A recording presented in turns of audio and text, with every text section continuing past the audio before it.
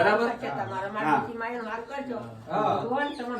અમાર તમારા આશીર્વાદ જોવે એટલે અમે આગળ વધવાના જ છે અને સ્કેનર મૂક્યું છે તમારે જે 1 રૂપિયો 5 રૂપિયા 10 રૂપિયા 500 જે તમારી યથાશક્તિ અને આ એવું નહીં કે આપણા ઠાકોર સમાજ માટે 18 આલમ માટે જે છે હરેક આલમ નમસ્તે મિત્રો, આજે અમારો બીજો દિવસ છે સેવા માટેના કાર્યનો અને આજે અમે આવ્યા છીએ ફુલેસણા ગામમાં.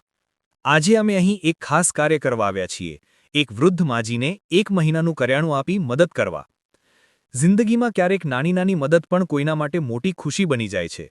માજી જેવા ઘણા લોકો છે જે રોજિંદા જીવનમાં સંઘર્ષ કરી રહ્યા છે અને જો આપણે સૌ થોડું થોડું કરીને મદદ કરીએ તો એ માટે દુનિયા થોડું વધુ સારી બની શકે.